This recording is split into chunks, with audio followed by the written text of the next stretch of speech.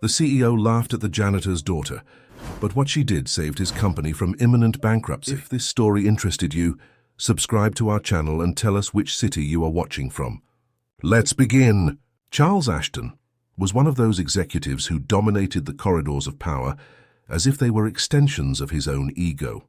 As president of Ashton Tech, one of the largest technology companies in the United States, he operated from the top of a glass skyscraper in the heart of New Haven, in an office where every detail exuded status and perfection. The company's numbers, however, told a different story.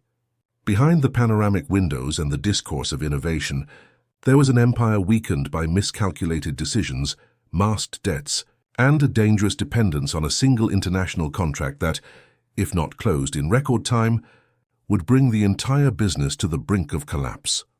A few days before the decisive meeting with the Japanese corporation Yamamoto Technologies, Charles's team worked under maximum pressure.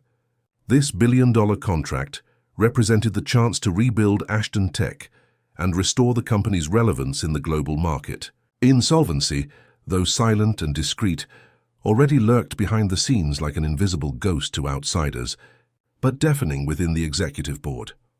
As he watched the city from his 35th floor office window, Charles thought about the disastrous consequences if the deal wasn't finalized.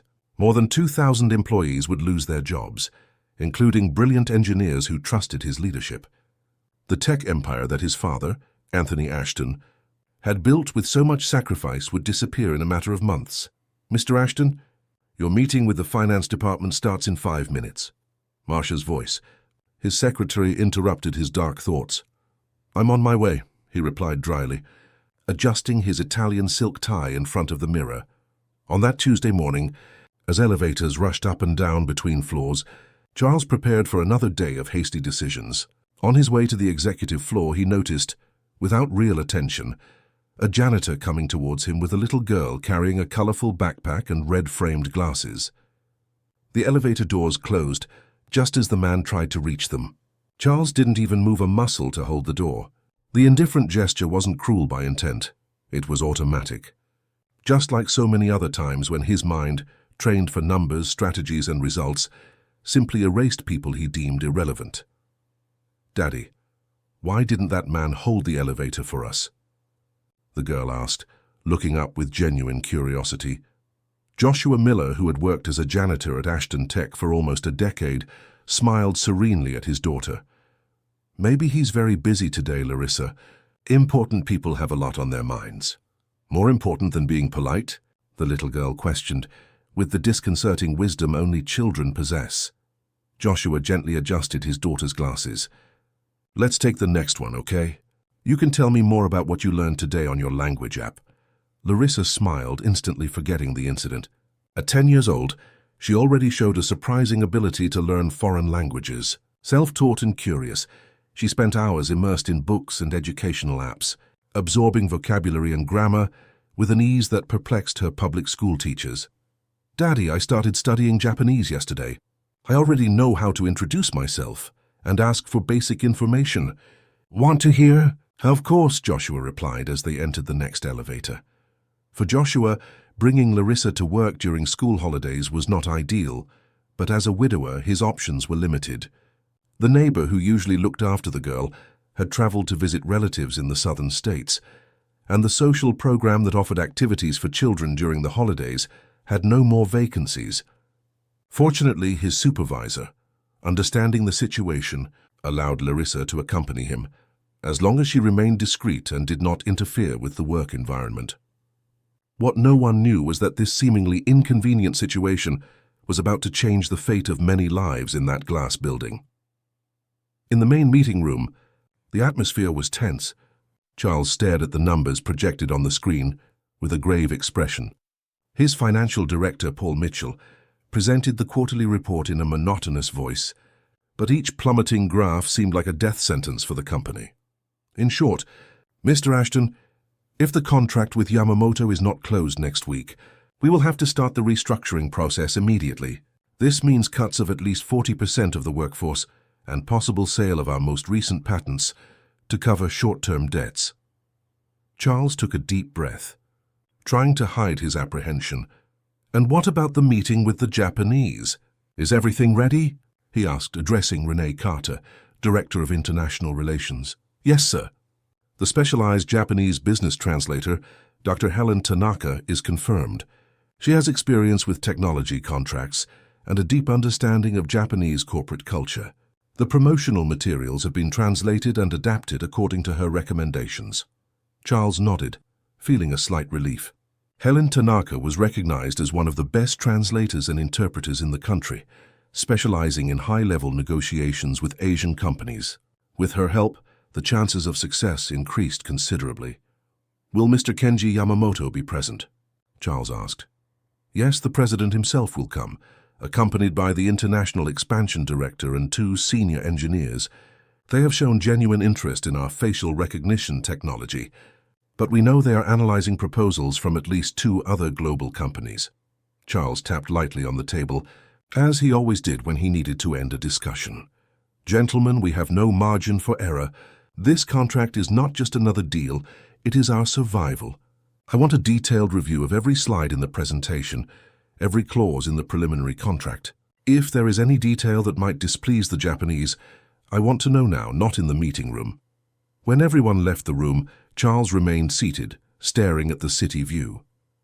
He remembered his father, Anthony, and how he had built the company from scratch, starting with a small office in the garage of their home. At the time, personal computers were still a novelty in the United States, and Anthony saw an opportunity that few noticed.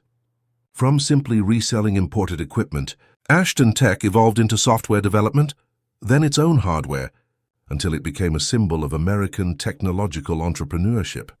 I will not be the Ashton who destroyed everything you built, Dad, Charles murmured to himself. The problem was that, unlike his father, Charles had never really been interested in technology itself. Graduating in business administration from the best universities abroad, he took over the presidency, more concerned with accelerated expansion and personal recognition than with genuine innovation. Under his management, the company grew rapidly, but the foundations became fragile. Excessive investments in marketing, little attention to research and development, and a corporate culture that valued the appearance of success more than its substance. Now, facing the real possibility of seeing everything collapse, Charles felt the weight of his choices. Later that day, as he crossed the lobby towards the exit, something interrupted his train of thought. A clear, firm child's voice recited phrases in Japanese with precise intonation, sitting on one of the decorative benches in the main hall. It was the same girl from the morning, flipping through books with a tablet on her lap. She read aloud, switching between languages with impressive ease: Japanese, English, Spanish. Charles stopped for a moment, intrigued by the unusual scene. Daddy, I think I learned how to say, "We look forward to collaborating with your company" in formal Japanese, the girl told the janitor, who listened proudly as he organized some cleaning supplies. How many languages do you speak? Charles asked, approaching with genuine curiosity, something rare in his behavior. Larissa looked up, a little surprised to be approached by the man who had ignored her and her father earlier. I'm learning my 8th now, she replied simply. I speak Portuguese, English, Spanish, French, German, Italian, Mandarin, and now I'm starting Japanese. Charles let out an incredulous laugh. 8 languages? At what age? 10 years old, sir, Larissa replied, adjusting her glasses. But I don't speak all of them fluently yet. My German needs a lot of improvement. She's been good with languages since she was very young, Joshua interjected, visibly uncomfortable with the attention of the company president. Larissa, shall we go? It's time to head home. Charles watched the two walk away, the janitor in a hurry and the girl skipping beside him, still reciting Japanese words. For a moment, he felt a pang of envy at the simplicity and genuine joy he had witnessed, something so distant from his own existence of empty luxury and constant worries. But he quickly dismissed the thought, convincing himself that children often exaggerated their abilities. 8 languages? Impossible! She probably knew a few basic words in each, and already considered herself a polyglot. With this hasty judgment, Charles got into his imported car and drove to his penthouse in New Haven's most exclusive district. The next day, Charles arrived early at the office, determined to personally review all the details of the presentation for the Japanese executives. As he checked the slides on his computer, he received a call from Renee Carter. Her tone of voice immediately alerted Charles that something was wrong. "Mr. Ashton, we have a serious problem," she said bluntly. "Dr. Tanaka just called me. She had a domestic accident and is in the hospital right now. Nothing serious, but she will be unable to attend the meeting." Charles felt a chill run down his spine. "How long do we have until the Japanese arrive?" 3 days, sir. "And other translator options? We have a list of substitutes, right?" Renee's momentary silence was answer enough. "We're trying, sir, but there's an international technology conference happening in San Francisco this week. Practically all qualified Japanese interpreters for business at this level are there, hired months in advance." Charles ran a hand over his face, trying to control his growing frustration. "Keep looking. Offer double, triple if necessary. We cannot postpone this meeting, do you understand? Yamamoto has an extremely tight schedule, and if we miss this window, they will close with the competition before we get another chance." Hanging up, Charles stared at the city through the window, feeling control slip through his fingers. How could he present a billion-dollar proposal through an inexperienced translator or, worse, through automatic translation software? The Japanese would interpret this as disrespect, or at the very least a sign of amateurism. Throughout the day, Renee's team scoured the country for a suitable replacement. By late afternoon, the best option they found was a Taiwanese doctoral student in linguistics from New Haven University who had lived in Japan for 3 years. He was fluent in the language, but had no experience in corporate negotiations. "It's the best we could do, sir," Renee explained, clearly disappointed. "At least he understands the language and knows important cultural aspects." Charles nodded, resigned. "Schedule a meeting with him for tomorrow morning. We'll assess how much he really knows and try to prepare him as much as possible." That night, Charles barely slept. His luxurious apartment, normally a refuge of tranquility, felt suffocating. He got up several times, mentally reviewing strategies, thinking about alternative plans, even considering the possibility of postponing the meeting, knowing that it would likely mean losing the opportunity. In one of those moments of insomnia, he remembered the little girl in the lobby reciting Japanese words. An absurd thought crossed his mind, but he immediately dismissed it. A child couldn't solve a problem of this magnitude. Still, the memory haunted him for the rest of the restless night. The next morning, the meeting with Lin Wei, the Taiwanese student, confirmed Charles's worst fears. Although the young man indeed spoke Japanese, his knowledge of business terminology was practically non-existent, and he showed extreme nervousness just thinking about participating in such an important negotiation. "Mr. Lin, how formal is the expression yoroshiku onegai shimasu in a business context?" Renee tested. The student hesitated. "It's a common courtesy expression asking for favors or future cooperation. And how would you address President Yamamoto, considering his hierarchical position?" More hesitation. "Yamamoto-san, or perhaps Yamamoto-sama." To show greater respect, Charles and Renee exchanged worried glances. It was clear that, while Lin knew the basics, he did not master the crucial nuances for a negotiation of this caliber. An etiquette error or an inaccurate translation could cost millions, or, in the current case, the very survival of the company. "Thank you for your time, Mr. Lin," Charles said, ending the interview prematurely. "We will contact you later today." When the student left, Charles slumped in his chair. "That's it, Renee. We're finished." "We still have 2 days, sir. We'll keep looking." But both knew the chances were minimal. The meeting with Yamamoto was scheduled for Friday at 10 a.m., and every hour that passed without a solution diminished the chances of finding a qualified interpreter. It was then that, in the hallway, Charles saw Joshua, the janitor, again, accompanied by his daughter. This time the girl carried several books on Japanese culture, borrowed from the public library. One of them, Charles noticed, was specifically about Japanese business etiquette. Stopping abruptly, Charles turned to Renee. That girl, the janitor's daughter. "She said she's learning Japanese." Renee looked at him confused. "Sir, It's crazy, I know, but yesterday she was reciting Japanese phrases in the lobby. She said she speaks 7 languages and is learning her 8th. A child? Renee seemed incredulous. It's probably just childish imagination, but Charles hesitated, aware of the absurdity he was about to suggest. At this point, what do we have to lose? Before Renee could answer, Charles was already walking towards Joshua and Larissa. "Excuse me," he said, trying to sound friendlier than usual. "Can we talk for a moment?" Joshua stopped, visibly surprised to be approached by the company president. "Of course, Mr. Ashton." "Actually, I'd like to speak with your daughter too, if you don't mind." Larissa looked up, curious, as Joshua assumed a protective stance. "May I ask why, sir?" Charles hesitated, realizing how strange the request sounded. "Yesterday, your daughter mentioned she's learning Japanese. We're facing a situation with our translator for an important meeting, and I was curious about her level of knowledge in the language." Joshua's expression shifted between surprise, pride, and apprehension. "Larissa is self-taught in languages, sir. She truly has an impressive aptitude, but—" "Daddy, I can show him what I know," Larissa interrupted enthusiastically. Turning to Charles, she asked, "Would you like to hear me speak Japanese?" Renee, who had approached, observed the scene with a mixture of skepticism and curiosity. Charles, without much hope but with no alternatives, nodded. "Please." What happened next left both Charles and Renee momentarily speechless. Larissa not only recited basic phrases, but began to explain in Portuguese and then translating into Japanese the corporate etiquette rules she had studied in the books. "In formal meetings with high-ranking Japanese executives, it's important to show respect for hierarchy.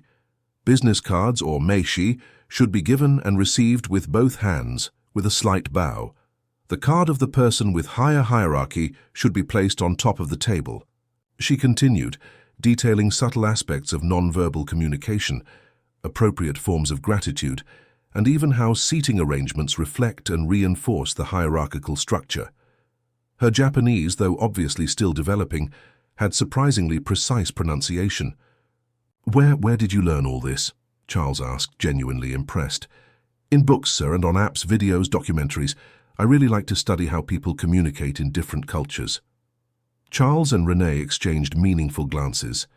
"Mr. Ashton, may I speak with you privately for a moment?" Renee asked.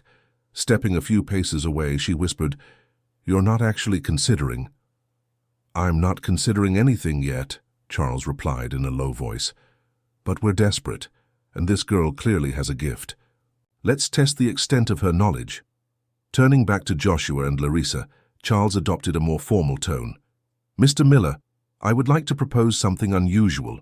We have an important meeting with Japanese executives in 2 days, and our specialized translator is unable to attend. I know it sounds absurd, but I would like to formally test your daughter's Japanese knowledge. If she truly has the gift she appears to have, perhaps we can find a way to utilize her skills." Joshua seemed astonished. "Mr. Ashton, Larissa is only 10 years old. She's just a curious child, not a professional. I understand your concern. I'm not proposing anything definitive, just a test. If it doesn't work out, we'll continue looking for other solutions." After a few moments of hesitation, Joshua looked at his daughter, who was practically vibrating with excitement at the possibility. "If Larissa wants to participate in the test, I won't object, but I will be present the entire time." "Naturally," Charles agreed. Turning to Renee, he instructed, "Prepare a series of technical phrases related to the contract in Portuguese for us to test her translation ability. Hand call Paul and the legal department too. I want everyone to evaluate this." As Renee walked away to organize the impromptu test, Charles watched Larissa eagerly flipping through her Japanese book. For a brief moment, he remembered himself as a child before expectations and responsibilities stifled his natural curiosity. There was something in the genuine enthusiasm of that girl that touched him in a way he hadn't felt in a long time. "I have a question," he said, lowering himself slightly to be closer to the girl's height. "Why so many languages? What fascinates you so much about it?" Larissa smiled, revealing a missing front tooth. "Because each language is like a different window to see the world, sir. When I learn a new language, I'm not just learning new words. I'm discovering how other people think, feel, and dream.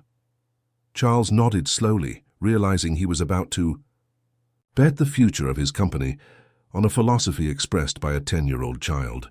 And, most surprisingly, for the first time in months he felt a genuine pang of hope. In Ashton Tech's main meeting room, a tense silence hung in the air as executives from various departments gathered for the impromptu test. Larissa, seated between her father and Renee, seemed too small in the large leather chair, but her posture was surprisingly confident for someone her age. Charles observed, everything from the head of the table, trying to mask his growing skepticism. Now that the adrenaline of the initial idea had passed, he began to question his own sanity. How could he seriously consider putting the fate of his company in the hands of a child? "Let's start with something simple," said Paul Mitchell, the financial director, still clearly incredulous about the situation. "How would you say in Japanese, 'Our company is interested in a long-term partnership with Yamamoto Technologies'?" Larissa thought for a moment, mentally consulting her newly acquired vocabulary, and then replied with careful intonation. The room remained silent, all eyes on Lin Wei, the Taiwanese student who had been called to evaluate the answers. "The sentence structure is correct," he confirmed, visibly surprised. She used the appropriate formal level for business communication and chose precise terms for partnership and long-term. Encouraged, the executives continued with more complex questions. Technical terms about software development and facial recognition, specific contract vocabulary, formal negotiation expressions.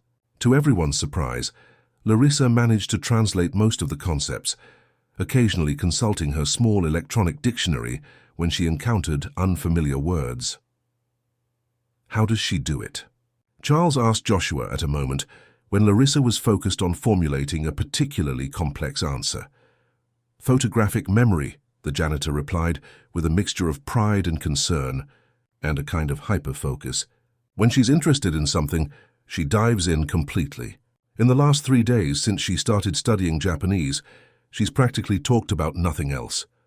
After 2 hours of testing, there was a silent consensus in the room. The girl was not fluent like a native speaker or an experienced professional, but she possessed a remarkable understanding of the language and, more importantly, showed a keen sensitivity to cultural nuances that many professional translators took years to develop. "One last question," Charles said, leaning forward. "If you were in a meeting with President Yamamoto and needed to explain that our facial recognition technology is superior to our competitors, but without sounding arrogant or disrespectful, how would you do it?" Larissa took a deep breath, closed her eyes for a few seconds, and then replied in Japanese. This time her answer was longer, with careful pauses and small illustrative bows as she spoke. When she finished, even Lin Wei seemed impressed. "Incredible," the student commented. She incorporated a Japanese concept called tatemai, the public, respectful face, while still managing to convey the idea of technical superiority. She even included an idiom about seeing clearly through the fog when referring to the precision of facial recognition. A murmur ran through the room. Charles stood up, walking slowly to the window as he pondered the impossible situation. His analytical executive mind calculated risks and probabilities. But a part of him, perhaps the one that still held his father's entrepreneurial spirit, realized that moments of transformation rarely followed conventional logic. "Ladies and gentlemen, let's talk privately," he finally said. "Mr. Miller, could you wait with your daughter in the reception area for a few minutes?" When Joshua and Larissa left, the debate erupted in the meeting room. Paul Mitchell was the first to speak. "Charles, you cannot be seriously considering using a child as an interpreter in a negotiation of this caliber. It's absurd, it's irresponsible, it's our only viable option right now," Renee completed, surprising everyone with her change of position. "Look, no one here is suggesting she lead the negotiation alone, but what we witnessed here is extraordinary. This girl has a linguistic gift that could be our salvation. What if she freezes in the middle of the meeting? What if she makes a serious mistake? We're talking about billions at stake," argued the legal director, Frank Norton. "And what if we don't have this meeting? Or if we hold it with a visibly incompetent translator?" Renee countered. "The Japanese would have cancelled the meeting if they knew our main translator wouldn't be present. We need a plan, even if it seems crazy. Charles observed the debate, allowing all perspectives to be voiced. Finally, he raised his hand, silencing everyone. The final decision is mine, and so is the responsibility. I'm not proposing that we hand over total control of the translation to Larissa. What I propose is a support system. Lin Wei will be present as the official translator. Larissa will be in an adjacent room, with headphones following the conversation. If Lin encounters difficulties or makes mistakes, she can discreetly intervene through him. And how will we justify the presence of a child? Frank questioned. We won't justify it. She will be in a separate room monitoring. Lin will be the public face of the translation. In the worst case, if the plan doesn't work, we'll be in the same situation we are now. After a few more minutes of heated discussion, consensus was reached. They would try Charles's improbable plan. Not because it seemed sensible, but because the alternatives were even worse. Called back into the room, Joshua and Larissa found a group of executives with solemn expressions. Mr. Miller, Charles began, we would like to propose something unusual. We need Larissa's help for our meeting with the Japanese executives, not as an official translator, but as linguistic support in an adjacent room. She would use headphones to follow the conversation and could assist our translator when necessary. Joshua looked stunned. Mr. Ashton, Larissa is only 10 years old. This doesn't seem appropriate. Daddy, I want to help, Larissa interjected, her eyes shining with excitement. It would be like a practical test for everything I'm learning. It's not that simple, honey. These are adult matters, important business. I understand your concern, Charles said, adopting a more personal tone than usual. But I also understand family challenges. I lost my father 3 years ago and took over a company he built from scratch. I know the weight of responsibility. What we propose is not to exploit Larissa's talent, but to give her an opportunity to use this extraordinary gift she possesses while potentially helping us in a critical moment. Joshua hesitated, looking at his daughter and then at the executives. I would need to be present, and Larissa would have to want to participate of her own free will without pressure. Naturally, Charles agreed, and you would be adequately compensated for the extra time, of course. It's not about money, Mr. Ashton. I understand, and I respect that, Charles replied, surprising himself with the sincerity of his words. After a few moments of reflection, Joshua nodded slowly. If Larissa wants to help, I won't stop her. But at the first sign that this is too much for her, we stop immediately, regardless of the consequences for the company. Fair enough, Charles agreed, extending his hand. The two men, separated by social, educational, and economic abysses, sealed the agreement with a handshake. At that moment, the fate of Ashton Tech became linked to the precocious talent of a 10-year-old girl. The next 2 days were filled with intense preparation. While the technical team finalized the presentation and the legal department reviewed the contract for the umpteenth time, Larissa and Lin Wei worked together in an isolated room, simulating the format of the upcoming meeting. Charles had provided all possible material on Yamamoto Technologies and the proposed partnership. To his surprise, Larissa absorbed the information with astonishing ease, often asking questions that revealed an intuitive understanding of the subject. How does a child understand concepts that took me years to assimilate? He asked Renee, after observing one of the training sessions. Perhaps it's precisely because she's a child, she replied thoughtfully. She has no prejudices or blocks. She's not trying to impress anyone. She just learns because she loves to learn. The afternoon before the big meeting, Charles found Larissa alone in the training room, surrounded by books and notes, murmuring Japanese phrases to herself. How are you feeling? He asked, sitting beside her. A little nervous, the girl admitted, adjusting her glasses, but also very excited. It's like everything I've learned is being truly tested. Charles smiled, feeling an unexpected tenderness. You know, when I was about your age, my father sometimes took me to the company. It was much smaller then, just a room with a few computers. I was fascinated by those machines, by the codes on the screen. My father used to say that one day I would understand that the most important thing wasn't the machines, but the people who created and used them. And did you understand? The simple question struck him with surprising force. Charles thought about his career, the decisions he had made, the people he had neglected along the way.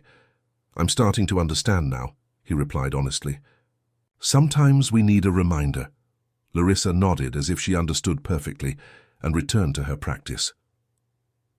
The morning of the meeting arrived with a mixture of tension and expectation. Ashton Tech's executive floor had been meticulously prepared to receive the Japanese delegation.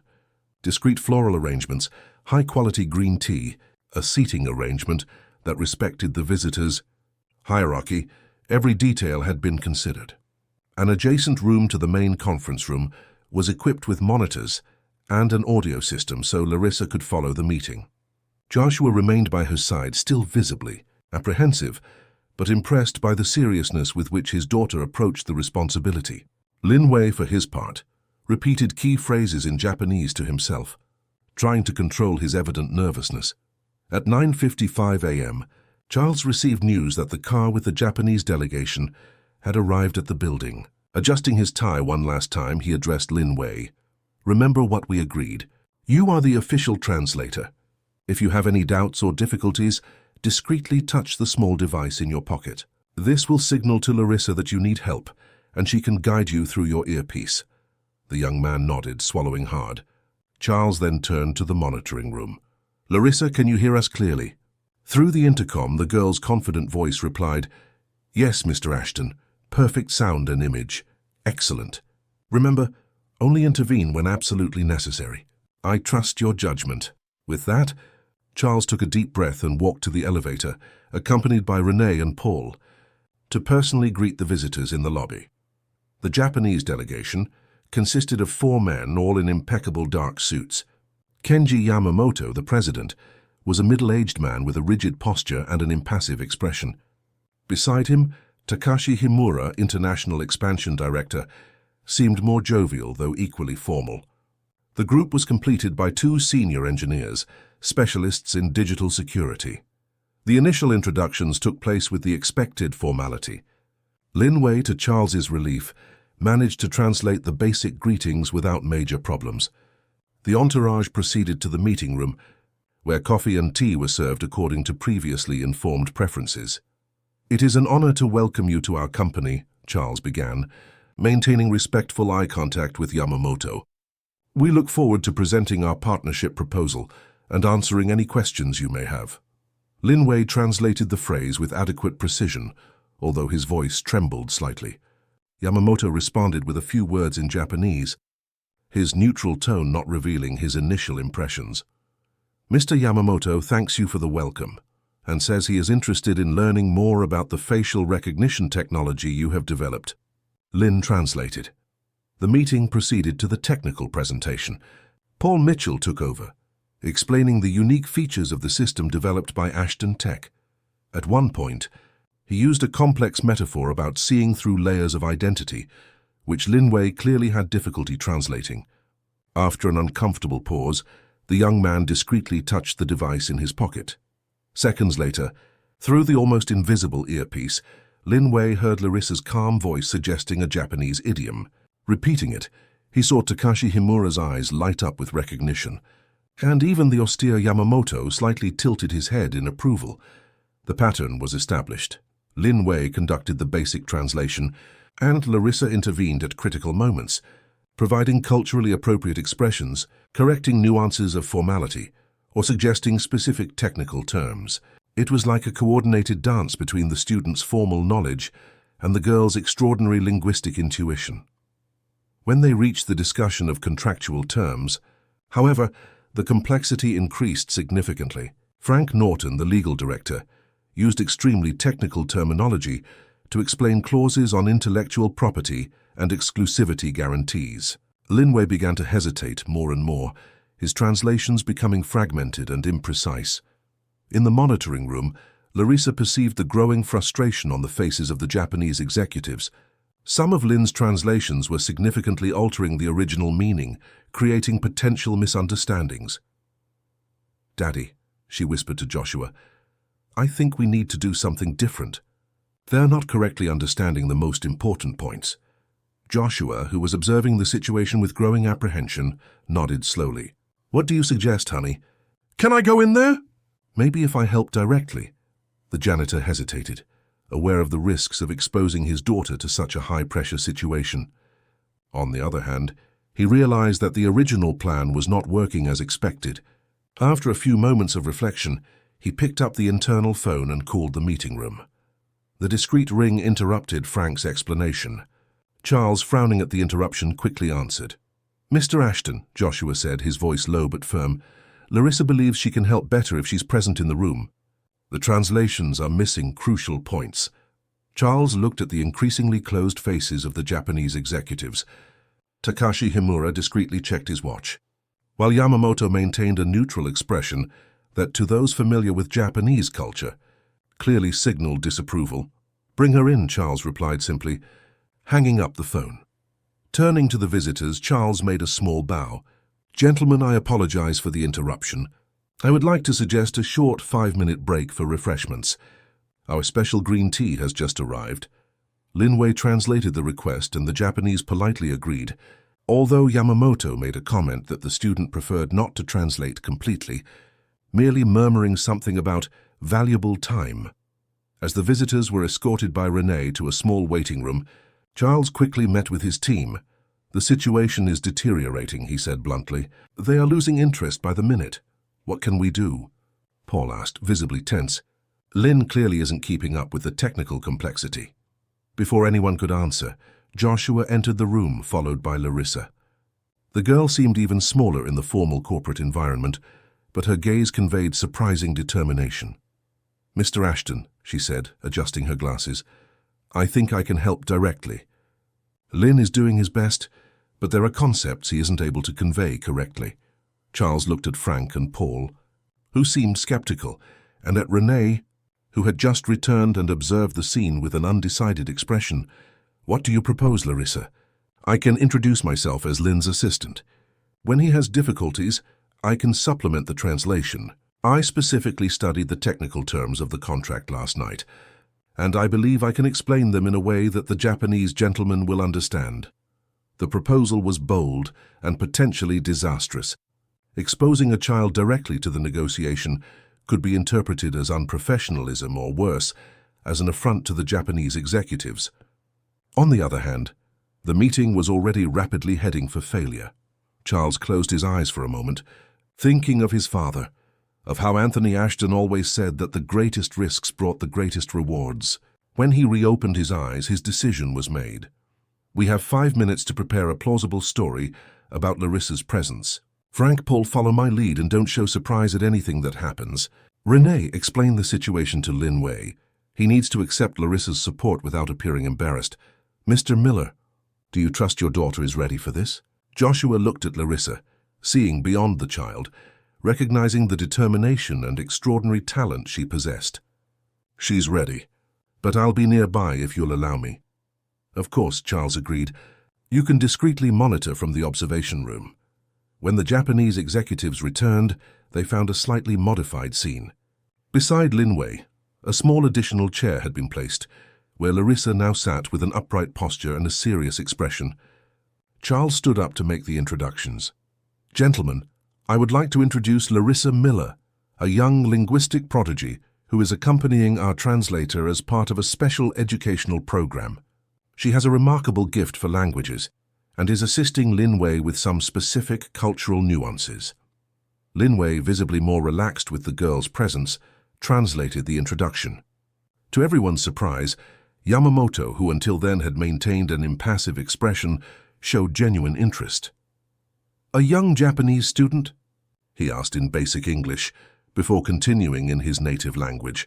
Larissa, recognizing the opportunity, replied directly in Japanese with a formal and respectful greeting, bowing to the exact degree that protocol required for someone her age before an authority figure. The gesture created a moment of suspension in the room. Yamamoto blinked several times, clearly surprised, and then, to everyone's astonishment, a small smile appeared on his austere face. "Impressive," he commented in Japanese. "How old are you, child?" 10 years old, Yamamoto-sama," Larissa replied, using the honorific of utmost respect. "It is an honor to meet you and learn from this meeting." Takashi Himura leaned towards his boss, commenting on something that provoked a positive nod from Yamamoto. The president then addressed the group again. Speaking in Japanese and waiting for Lin Wei, now with Larissa's discreet support, to translate into Portuguese. Mr. Yamamoto says he appreciates our innovative approach, both in technology and education. He believes that companies that invest in the development of young talents demonstrate long-term vision, something that Yamamoto Technologies values in its partners. Charles could barely believe the turnaround. What could have been interpreted as unprofessionalism had unexpectedly become a positive point in the eyes of the Japanese. With renewed confidence, he signaled to Frank to resume the presentation of the contractual terms. What followed was one of the most unusual negotiations in Ashton Tech's history. Lin Wei continued as the main translator. But now, when facing particularly complex terms, he naturally turned to Larissa, who supplemented the translation with impressive precision. The girl not only translated words, she conveyed concepts, adjusting the level of formality as needed, including culturally appropriate metaphors that clearly resonated with the visitors. At one point, when discussing a particularly sensitive clause on territorial exclusivity, Larissa suggested an analogy based on an ancient Japanese proverb about rivers meeting in the ocean. The expression elicited nods of understanding among the Japanese, and Takashi Himura commented, in English, "Your young assistant understands not only our language, but our way of thinking." As the meeting progressed, the atmosphere transformed. The initial coolness gave way to genuine interest, with detailed questions about the technology and even some personal anecdotes shared by Himura about his own children and the importance of education. When they reached the discussion of values and deadlines, traditionally the most tense moment of any negotiation, Larissa discreetly suggested to Lin that he use a Japanese expression that emphasized mutual benefit and long-term harmony instead of the more direct terms he intended to use. The choice of words provoked an immediate positive response from Yamamoto, who began to discuss values with a flexibility that Charles had not expected. After almost 3 hours of meeting, much beyond the initially scheduled time, Yamamoto briefly consulted his team and then made a statement that Lin Wei and Larissa translated together, complementing each other with impressive naturalness. Mr. Yamamoto says that Yamamoto Technologies is prepared to move forward with the partnership as discussed today. He believes that our technology perfectly complements their expansion strategy, and that the spirit of Ashton Tech, demonstrated including by the encouragement of young talents, aligns with the values they seek in international partners. Charles could barely control his emotion upon hearing those words. The relief he felt was so intense that he needed a few seconds to regain his composure. Everyone in the room understood the significance of that moment. Not only had a billion-dollar contract been saved, but the very existence of the company was now secured. The final formalities included setting a new meeting for the official signing of the contract, this time with the presence of Yamamoto's lawyers. As they said goodbye, something extraordinary happened. Kenji Yamamoto, the austere president who rarely showed emotion, stopped before Larissa and made a small bow. "You have an extraordinary gift. A young Larissa," he said in English before adding in Japanese, "I hope you continue to hone your skills. The world needs minds like yours to build bridges between different cultures." Larissa, flushed with emotion, responded with a perfect bow and thanked him in formal Japanese, eliciting smiles of admiration from everyone present. When the Japanese delegation finally left the building, the meeting room erupted in subdued celebrations. Paul hugged Frank, Renee let out an audible sigh of relief, and even Lin Wei, despite the stress of the situation, smiled broadly. Charles, however, walked directly to Larissa and Joshua, who watched the scene with a mixture of pride and shyness. "I don't know how to thank you," he said, with a sincerity that surprised even himself. "You didn't just save this negotiation, Larissa. You saved Ashton Tech." The girl adjusted her glasses, blushing slightly. "It was fun using real Japanese, not just with apps. I learned a lot today." "We all learned," Charles replied, looking meaningfully at Joshua. "Some of us more than we could imagine." That afternoon, as the sun began to set over New Haven, Charles Ashton remained in his office long after everyone had left, contemplating the lessons of that extraordinary day. It wasn't just the company that had been saved. Something inside him had also changed, awakened from a long period of arrogance and selective blindness. By an irony of fate, it was a child he had barely noticed days before who showed him the true meaning of his father's words.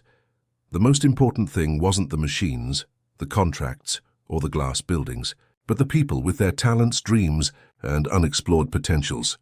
And that lesson, Charles now realized, was worth far more than any billion-dollar contract. The morning after the preliminary agreement with Yamamoto Technologies, Ashton Tech felt like a different place.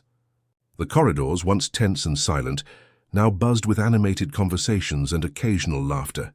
News of the successful negotiation had spread quickly, though few knew the pivotal role a 10-year-old girl had played.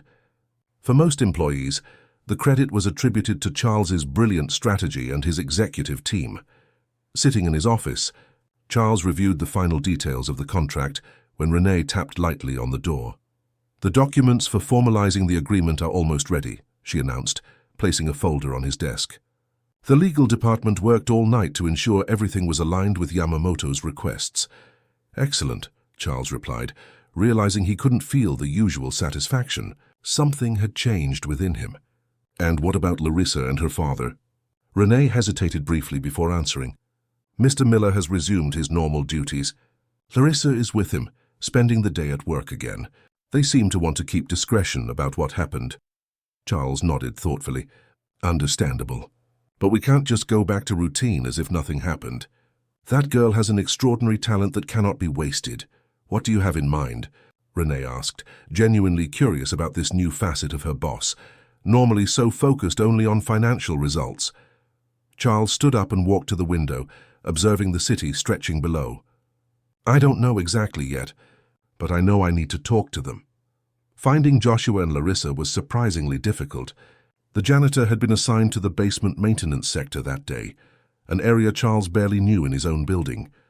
When he finally located them, Joshua was checking ventilation systems while Larissa, sitting in an improvised corner with some books, studied intently. "Mr. Miller," Charles called, feeling strangely out of place in the industrial environment of the basement. Joshua looked up, visibly surprised to see the company president in person in that area. "Mr. Ashton? Is there a problem?" "No problem," he quickly clarified. "In fact, I'm here to thank you again for yesterday's extraordinary contribution. You literally saved the company." Larissa smiled shyly, closing her study book. Approaching, Charles noticed it was a high school physics book, clearly too advanced for a child her age. "It was nothing, sir," Joshua replied simply. "We're happy everything worked out." "It was a lot of fun," Larissa added. "Now I'm even more motivated to improve my Japanese. Mr. Yamamoto uses some old expressions I haven't found in my apps. I'm researching them." Charles couldn't help but smile at the girl's genuine enthusiasm. "That's what I'd like to talk to you about. I'd like to offer a way to properly thank you." "It's not necessary, sir," Joshua responded quickly. "We just did what anyone would do to help." "I disagree," Charles countered gently. "What Larissa did is far beyond the ordinary, and I firmly believe that extraordinary talents deserve extraordinary opportunities." Joshua's expression revealed a mixture of pride and apprehension. "What exactly are you proposing?" "To start, I'd like to offer a full scholarship for Larissa. A private school of her choice, language courses, study materials, everything she needs to fully develop her potential." Larissa's eyes widened. But it was Joshua's reaction that most surprised Charles. Instead of immediate gratitude, the janitor seemed cautious, almost suspicious. "Why?" he asked simply. The question caught Charles off guard. "What do you mean? Why would you do this for us? 3 days ago you didn't even know we existed." The frankness disconcerted Charles, but he recognized the legitimacy of the question.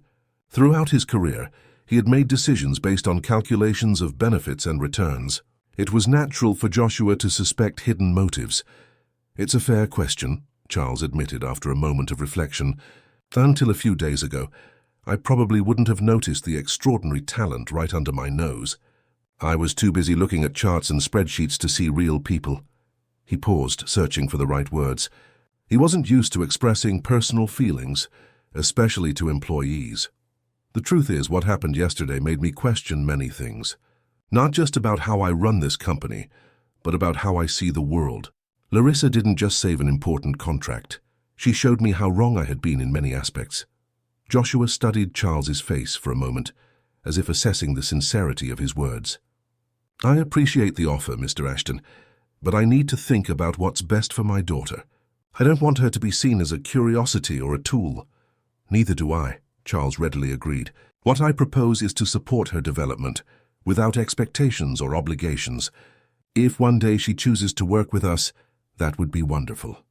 But the main goal is to give her the opportunities she deserves." "Can I continue studying Japanese with real teachers?" Larissa interrupted, unable to contain her enthusiasm.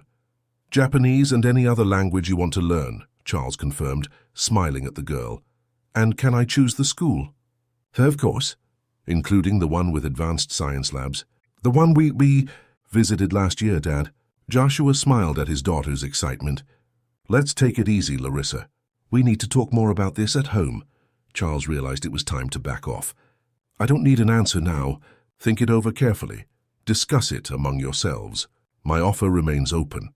As he said goodbye, Charles noticed a subtle change in Joshua's expression, not exactly acceptance, but an openness to the possibility. It was a start. Back in his office, Charles found Paul Mitchell waiting with a worried expression. "Any problems?" Charles asked, noticing the tension on the financial director's face. "Not exactly a problem, but a situation that needs your attention," Paul replied. "Rumors about how we saved the contract with Yamamoto are spreading. Some employees are commenting on a child's participation in the negotiation. That's to be expected. News like that doesn't stay secret for long. The issue isn't just internal, Charles. A journalist from the tech portal called a short while ago, asking about a prodigy interpreter who was supposedly crucial in the negotiation. Apparently someone inside leaked the story." Charles frowned. "The last thing he wanted was to expose Larissa to media attention. What was your response?"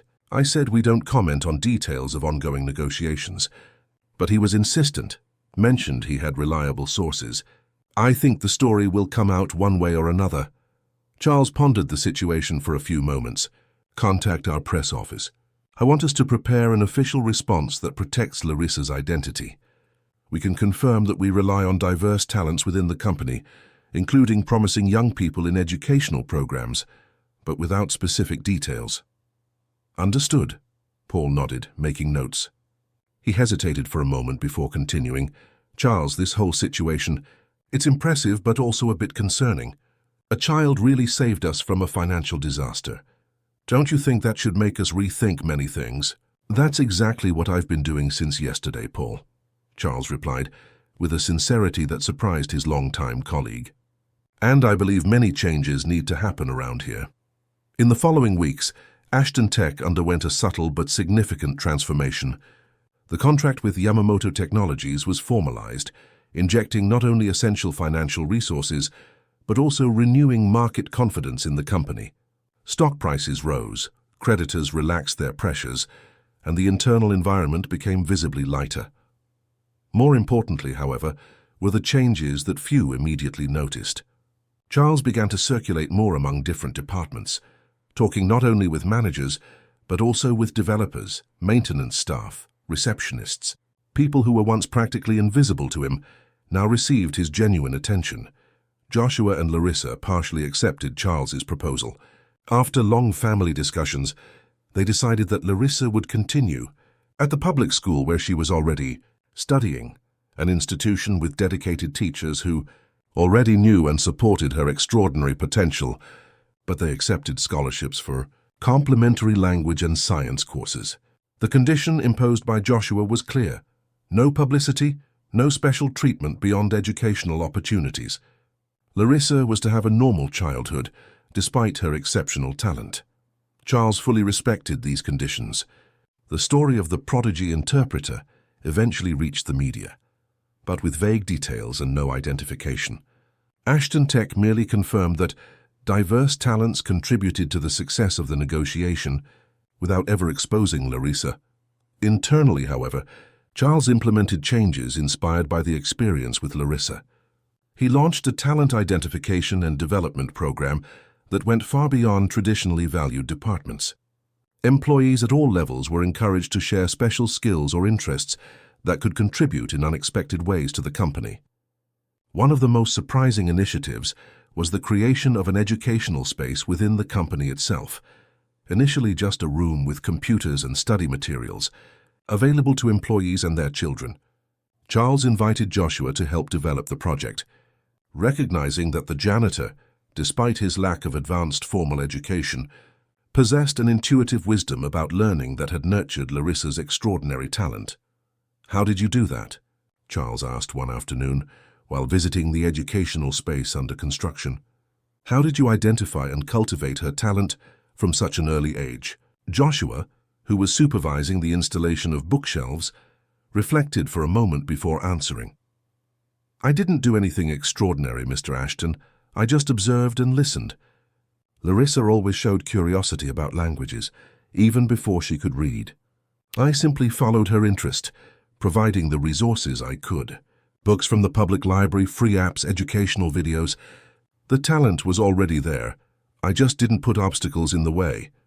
"It sounds simple when you explain it like that." "It is simple," Joshua agreed. "But it requires time and attention, things we don't always have in abundance in modern life." The observation touched something deep in Charles. How many talents might have gone unnoticed in his company over the years?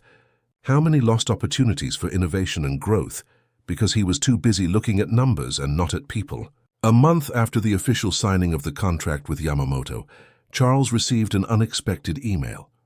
It was from Takashi Himura, the International Expansion Director of the Japanese corporation. "Dear Charles," the message read in formal English, "during our recent visit to New Haven, we were deeply impressed not only with Ashton Tech's technology, but also with your commitment to nurturing young talents. President Yamamoto frequently mentions the young interpreter who assisted us. At our next meeting in Los Angeles, scheduled for the end of the month, we would like to discuss the possibility of expanding our partnership to include a joint educational program focused on technology and intercultural communication. We believe that combining our resources in this area could benefit both companies and, more importantly, create significant opportunities for talented young people in the United States and Japan." Charles read the message 3 times, barely believing the opportunity that presented itself.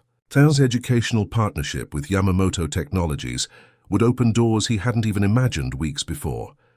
More importantly, it represented a new direction for Ashton Tech, not just as a technology developer, but as a cultivator of human talents. Immediately, he thought of sharing the news with Joshua and Larissa. He went down to the newly created educational space, where he found not only the two of them, but a small group of children of other employees, gathered around a table. Larissa, with her naturally didactic way, taught basic Japanese words using colorful cards and a tablet. Charles observed the scene for a few moments without interrupting. The ease with which Larissa transitioned between teaching and learning, her patience with colleagues who took longer to absorb the content, the genuine joy on her face when someone managed to correctly pronounce a difficult word, all this revealed not only exceptional intelligence, but also deep humanity. When the children finally dispersed for a break, Charles approached. "Interesting class," he commented, smiling at Larissa. "We're forming a language club," she explained, tidying her materials. "Tomorrow we're going to learn Spanish with Maria, Mrs. Conway's daughter from cleaning. She lived in Argentina for 3 years. And that sounds excellent. And I see you're already a natural teacher." Larissa blushed slightly at the compliment. "I'm just sharing what I know." "It's fun to teach too, not just to learn." Charles turned to Joshua, who was organizing materials with his daughter. "I have news about Yamamoto. They're interested in creating a joint educational program with us, something focused on technology and intercultural communication." Joshua's eyes widened slightly. "That's significant." "Very. And it was directly inspired by the experience with Larissa." They were deeply impressed. Larissa, who was listening attentively, asked, "Could I participate in this program? I mean, when it's up and running?" "Of course," Charles confirmed. "In fact, I was wondering if both of you would like to participate in the project's development from the start. Your experience would be invaluable, Joshua." The janitor seemed genuinely surprised by the invitation. "Me? But I don't have a background in education or technology." "You have something much more valuable, practical experience in identifying and nurturing exceptional talents," Charles replied sincerely. Besides, you know the reality of many families who work here. You could help us create something truly accessible and relevant." A moment of silence followed as Joshua absorbed the proposal. For a man who had spent his life working behind the scenes, invisible to most executives, the idea of contributing to a strategic project was simultaneously tempting and intimidating. "Can I think about it?" he finally asked. "Of course," Charles agreed. "There's no rush. The important thing is that it's built the right way with the right people." As he left the educational space, Charles reflected on the unexpected journey of the past few months. The company that was on the verge of collapse had not only financially stabilized, but was beginning to rediscover its soul, its purpose beyond quarterly profits and stock valuation.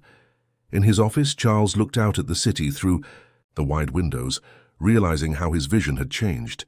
Before, he only saw buildings, cars, the impersonal flow of the metropolis. Now he saw possibilities, connections, human stories happening simultaneously, like that of Joshua and Larissa, which could easily have remained invisible to him. The phone rang, interrupting his thoughts. It was Renee, informing him that the first results of Ashton Tech's facial recognition system implementation in Japan had arrived, and they were extremely positive. "Excellent," Charles replied. "Schedule a meeting with the technical team for tomorrow. I want all the details." "It's already set for 10 a.m., Renee confirmed. Then she hesitated briefly.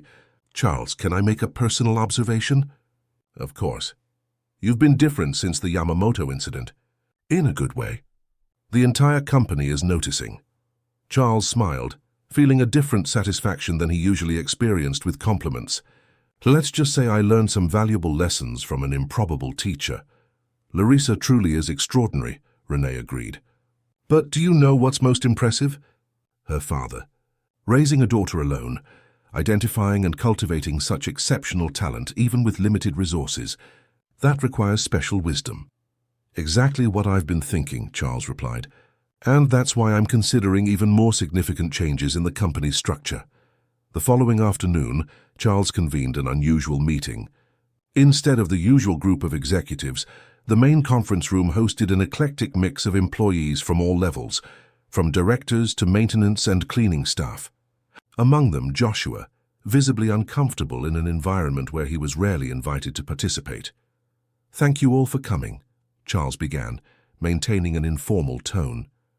"I've gathered you here because I believe we are on the threshold of an important transformation at Ashton Tech.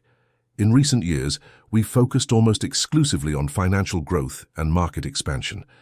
This brought us success in some areas, but it also led us to neglect what truly builds a strong company: people."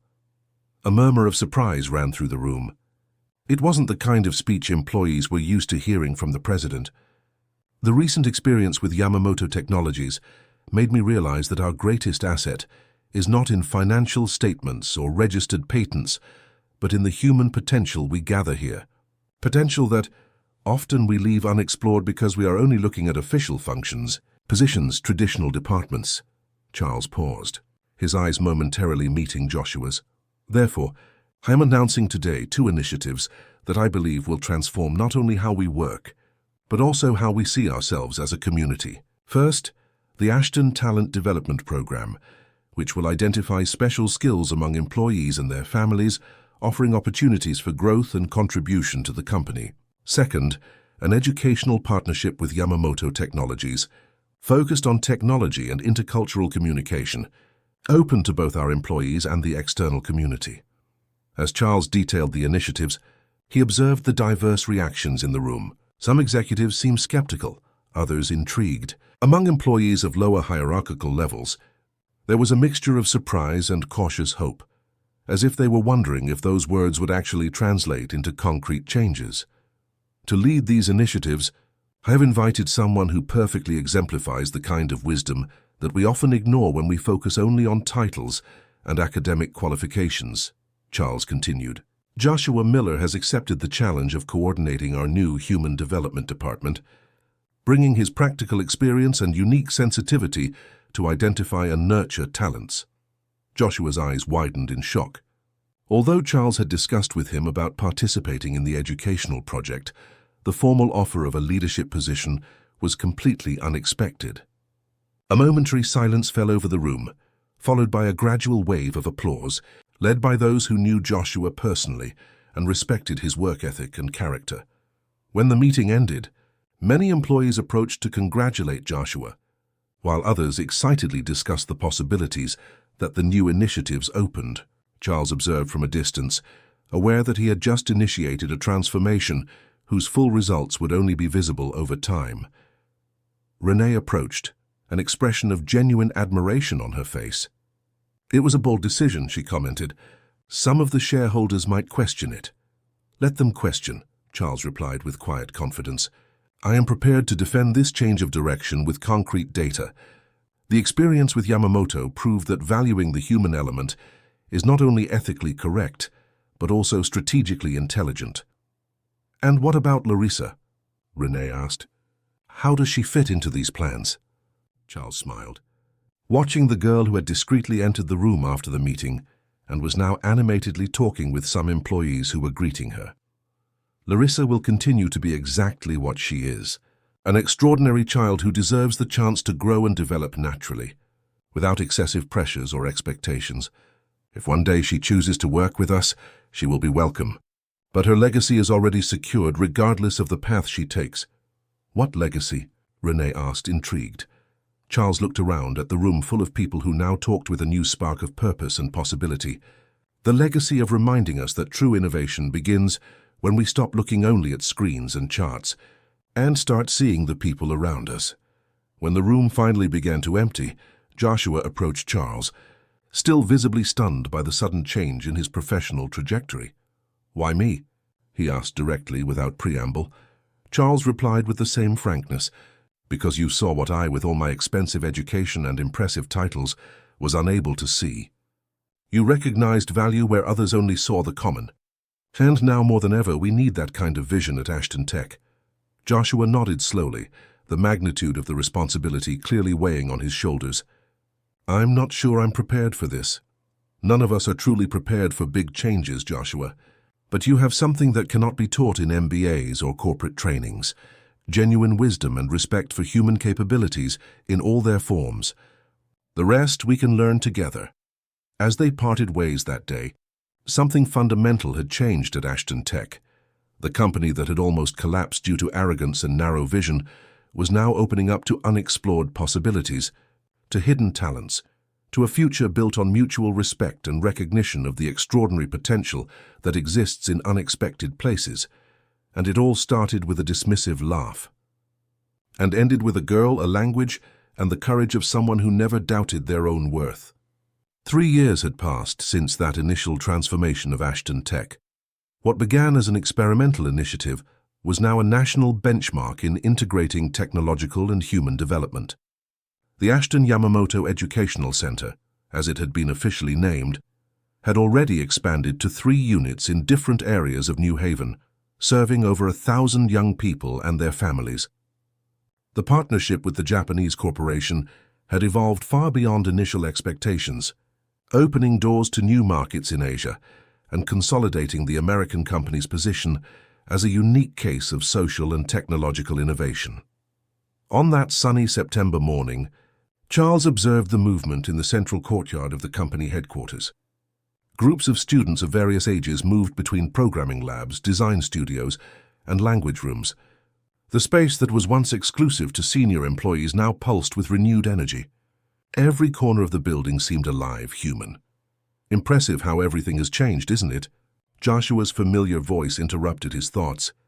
The former janitor, now director of human development, had become one of the most respected executives in the company, not only internally but recognized internationally as a pioneer in a new model of talent management.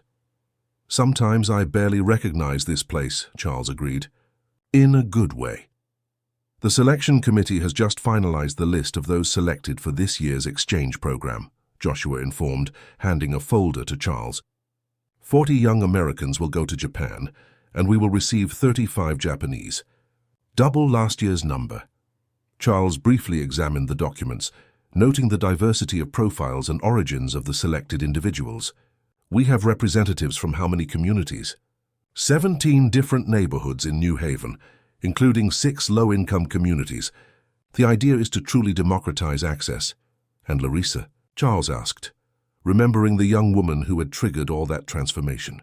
Will she finally participate? Joshua smiled, a mixture of paternal pride and deep respect. Yes, at 13 she's finally at the minimum age for the full immersion program. Although, to be honest, she's already more advanced in Japanese than many of the tutors. 11 languages now, right? Charles asked, impressed. 12, actually. She started studying Korean 3 months ago, after meeting that group of visiting students from Seoul. Charles shook his head in silent admiration.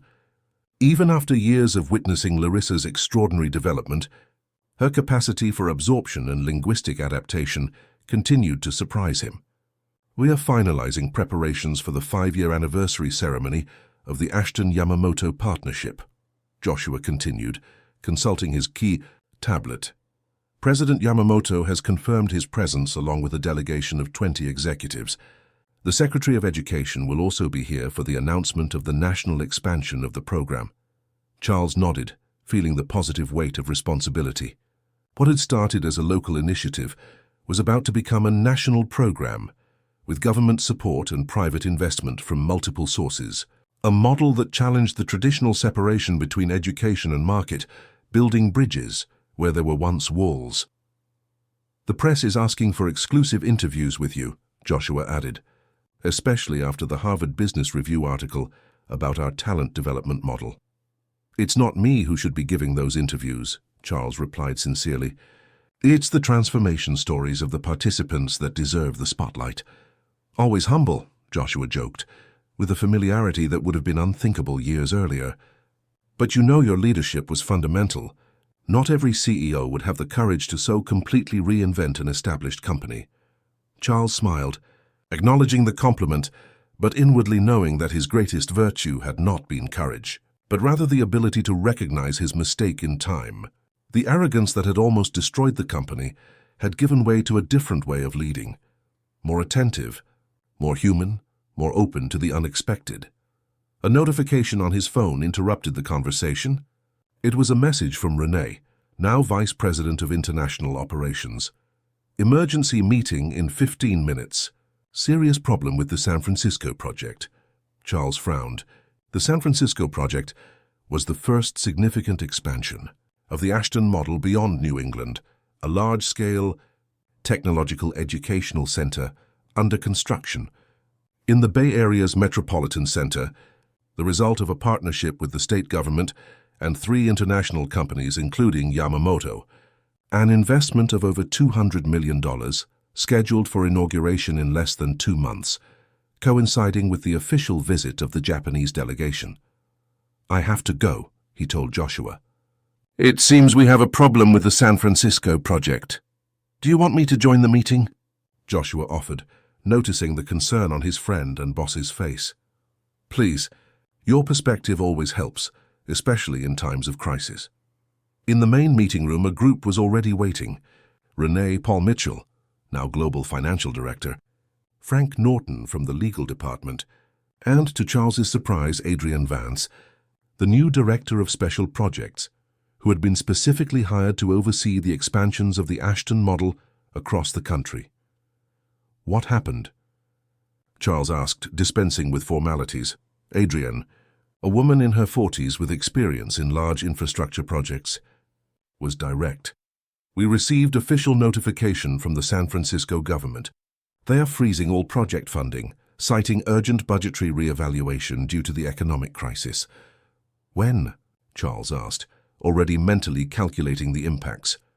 The notification arrived an hour ago. No prior warning, no consultation. They simply froze everything. This is a disaster, Paul commented. We've already invested over $70 million in the project. Construction is 70% complete. We can't just stop now. And we can't continue without government funding, Renee countered.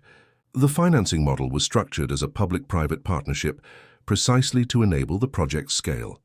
What's the deadline for the re-evaluation? Joshua asked, ever practical. Indefinite, Adrian replied with evident frustration, which in government parlance can mean weeks or months.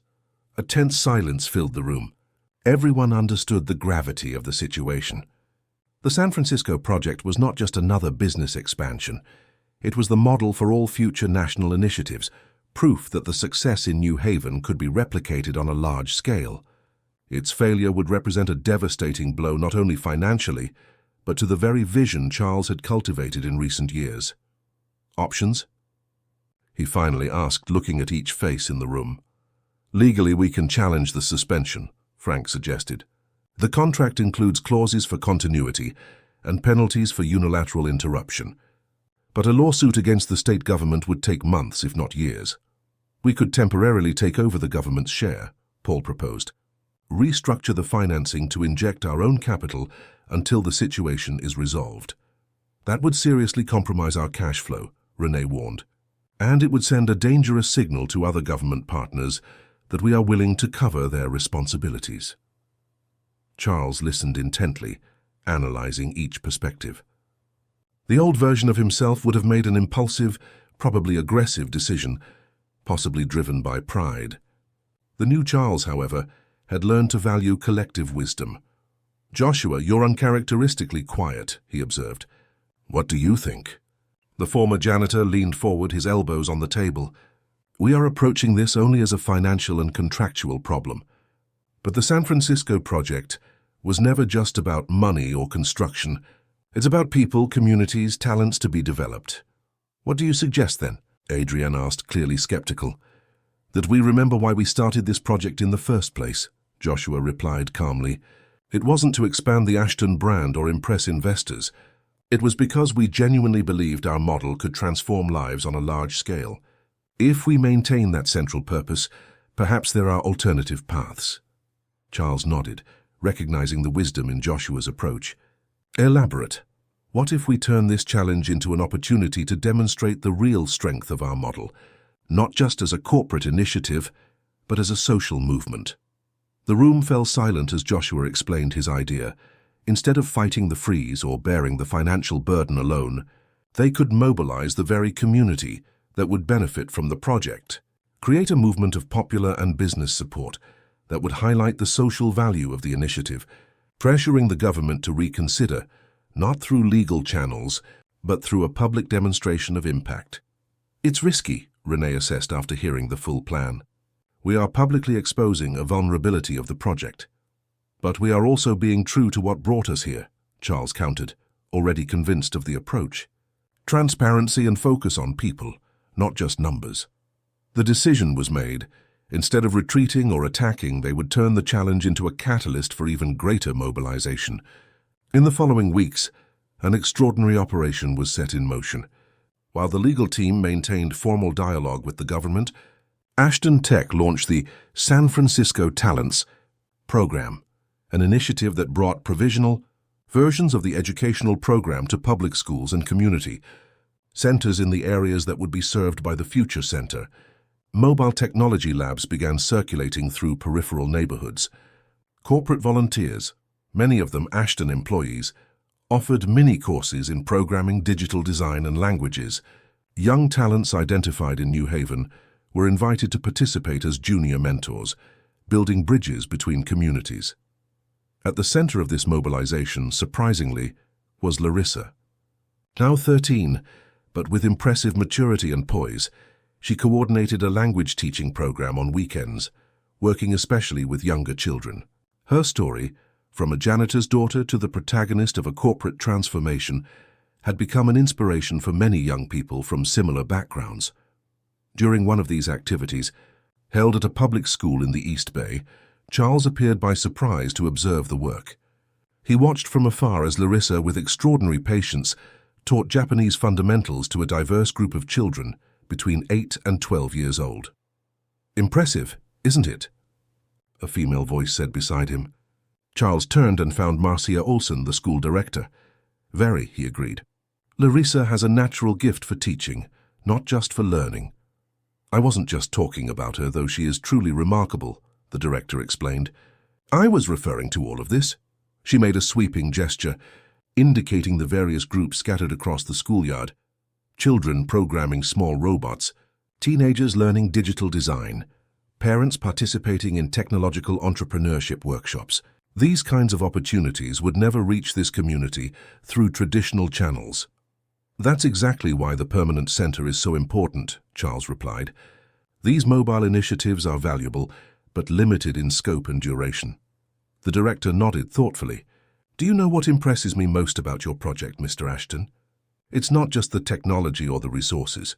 It's the fundamental message that exceptional talents exist everywhere, just waiting for the right opportunity. Those words resonated deeply with Charles, echoing his own journey of discovery. For it was a lesson I learned in the most unexpected way, he admitted. The conversation was interrupted by Larissa's approach, who had finished her teaching session. Mr. Ashton, I didn't know you were coming today, she exclaimed, adjusting her glasses, a gesture she had maintained since childhood, though she now wore a more modern frame. I came to see firsthand the work you're doing here, Charles replied, smiling. Impressive, as always. We're just getting started, Larissa said with characteristic enthusiasm. Two of the key children here have an incredible aptitude for languages. Marina, 9 years old, can already construct complex sentences in Japanese after only 3 lessons. And Joachim has a memory capacity I've never seen before. New talents emerging, Charles commented. Everywhere if we know where to look, Larissa added, unconsciously echoing the director's observation. On the way back to New Haven, Charles reflected on what he had witnessed. What began as a strategy to pressure the government to unfreeze funds had transformed into something much larger, a living demonstration of the social impact the Ashton model could have, even with limited resources. Upon arriving at the company headquarters the next morning, he was greeted by a visibly animated Renee. The strategy is working, she announced without preamble. Media coverage of the mobile initiatives in San Francisco has been extraordinary. 3 national outlets ran special reports. Social media is full of testimonials from participants. And the government? Charles asked, hopeful. They requested a meeting for tomorrow. The governor himself wants to personally discuss the project's recalibration. No longer its freeze. Charles smiled, recognizing the partial victory, but knowing that the path would still be complex. Excellent. But we will maintain our approach. This is not a purely commercial negotiation. It's about proven social impact. There's one more thing, Renee added, handing him a formal envelope. The National Foundation for Technological Education wants to present you with the Social Innovator of the Year award. The ceremony coincides with the Japanese delegation's visit. Charles examined the invitation with a mixture of gratitude and discomfort. Public recognition had never been his motivation, especially now that he understood the true roots of the company's transformation. I'll accept on one condition, he finally said, that it be a shared recognition with Joshua Miller, and that Larissa can be part of the ceremony. The committee might question it. Normally the award is given to established corporate or academic leaders. Then explain to them that Ashton Tech's greatest innovation wasn't technological. It was recognizing that true leadership can emerge from anywhere, including from a 10-year-old child and a janitor who had the wisdom to nurture her talent.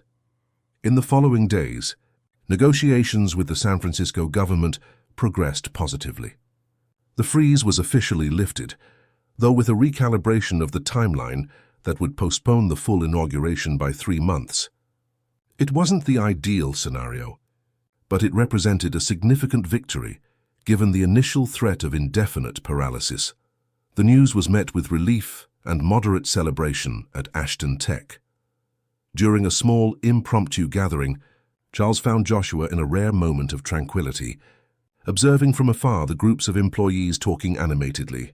We could have lost everything, you know, Charles commented, referring not only to the San Francisco project, but to the company's entire trajectory in recent years. If we hadn't learned to see value where we least expected it. Joshua nodded thoughtfully. Do you know what Larissa told me yesterday? That she never understood why people find her story so extraordinary. For her, it's perfectly natural for everyone to have special talents to be discovered. The wisdom of innocence, Charles commented. Sometimes I wonder who really saved whom in that negotiation with Yamamoto. Perhaps everyone saved each other, Joshua suggested. You gave Larissa opportunities I could never have provided alone. She brought forth a human dimension of the company that was dormant. And I He hesitated, still uncomfortable talking about his own contributions. "You taught us that genuine leadership isn't about titles or offices at the top of the building," Charles completed. "It's about seeing potential where others only see the obvious." The conversation was interrupted by Paul Mitchell, who approached with a serious expression. "Sorry to interrupt, but we have a delicate situation. The press office just informed me that a major news portal is preparing an investigative report about the company's past. Apparently, someone leaked information about the financial crisis we faced before the Yamamoto contract." Charles and Joshua exchanged worried glances. Although Ashton Tech's transformation was genuine, the company had never publicly disclosed how close it had been to bankruptcy, nor the crucial role of a child in the turnaround that saved it. "What's the report's angle?" Charles asked. "From what we know, the tone is critical. They question whether a company that almost went bankrupt due to mismanagement should receive so much public investment and recognition." Charles took a deep breath, pondering the implications. The old version of himself would have reacted defensively, trying to suppress the story or counterattack with alternative narratives. The new Charles, however, saw the situation with different eyes. "We will tell the full story," he decided, proactively before the report is published, without omissions, without embellishments. The truth about how we were on the verge of collapse and how the improbable intervention of a child not only saved the company, but completely transformed our business vision. Paul seemed skeptical. "Are you sure?" "This could affect investor confidence, especially regarding new projects. Or it could strengthen our credibility," Joshua countered, "showing that our current approach is not just a marketing strategy, but the result of a profound transformation born from a real crisis." Charles nodded, confident in the decision. "Complete transparency. It's the only approach consistent with everything we've built in recent years." In the following weeks, Ashton Tech adopted a bold communication strategy. Instead of waiting for the investigative report to be published, Charles gave an exclusive interview to a respected business publication, detailing the crisis faced years earlier and the extraordinary sequence of events that not only saved the company, but redefined its essence. To the surprise of many more conservative executives, the public reaction was largely positive. What could have been interpreted as evidence of fragility was received as an inspiring story of corporate reinvention and humility. Investors, far from losing confidence, expressed admiration for the transparency and genuine transformation. When the day finally arrived for the National Foundation for Technological Education award ceremony, coinciding with the Japanese delegation's visit for the 5-year anniversary of the partnership, the atmosphere was one of authentic celebration. Ashton Tech's main auditorium was packed. National and international executives, educators, government representatives, and most importantly, dozens of young participants from the company's educational programs, including a special group from San Francisco. On stage, Charles shared the moment with Joshua and Larissa, as he had insisted. When he received the Social Innovator of the Year trophy, he made sure it passed through their hands first, before placing it on the pedestal. His speech was brief but impactful, focusing not on technological achievements or growth metrics, but on the human journey that had transformed everyone. Ashton Tech's true legacy will not be measured in patents or profits, he concluded, looking at the diverse audience, but in the lives we touch, the talents we help to flourish, the bridges we build between worlds that rarely communicate. And all this began with a moment of crisis that forced us to see value where we least expected it, in the wisdom of a dedicated father and the extraordinary talent of a child who simply didn't know there were limits to what she could learn and teach. At the end of the ceremony, as guests dispersed for the cocktail reception, Charles was approached by Kenji Yamamoto, who had observed everything with his usual discreet composure. "Ashton-san," the Japanese executive said in his formal English, "5 years ago, when we began our partnership, I thought we were investing in a promising technology company. Now I realize we invested in something much more valuable, a new model of how business and society can evolve together." "It's an ongoing journey," Charles replied with humility. "We are still learning every day." "As are we all," Yamamoto agreed. Then, with a rare smile, he added, "Did you know we are implementing a program inspired by the Ashton model in Osaka? We call it hidden talent discovery. We have already identified 3 young people with extraordinary skills in traditionally marginalized communities. That news, that the model born from a crisis in New Haven now inspired initiatives on the other side of the world, touched Charles deeply. It was confirmation that the transformation had transcended the company's boundaries, becoming a genuine movement of change. Later that night, as the last guests departed, Charles found Larissa sitting alone on the building's external staircase, contemplating the stars that dotted the New Haven sky. "Big day," he commented, sitting beside her. "Incredible," Larissa agreed. "But do you know what I thought was coolest? It wasn't the speeches or the award. It was meeting those kids from San Francisco, seeing how excited they are about the possibilities, exactly how I felt when I started discovering my own potential." Charles nodded, understanding perfectly. "The cycle is complete, you inspiring others just as you inspired all of us." Larissa adjusted her glasses, thoughtful. "I have a new goal," she announced after a moment of silence. "I want to develop a method to identify and nurture linguistic talents in very young children, even before the traditional educational system can label or limit them. I'm studying neuroscience and cognitive development to better understand how it worked for me." "An ambitious goal for someone so young," Charles observed, admiring but not surprised. "Age is just a number," Larissa replied, with the simple wisdom that had always characterized her. "What matters is how much we are willing to learn and share." As they talked under the starry sky, Charles reflected on the extraordinary journey that destiny had provided them. From a casual encounter in an elevator, not only had the salvation of a company been born, but a silent revolution in how human potential was recognized and valued. The deepest lesson, he realized, was not just in discovering unexpected talents, but in creating environments where these talents could naturally flourish and multiply, where rigid hierarchies gave way to genuine connections, where success was measured not only in financial results, but in transformed lives. And as Larissa continued to share her dreams and future projects, Charles felt a quiet certainty that Ashton Tech's true story was only just beginning to be written.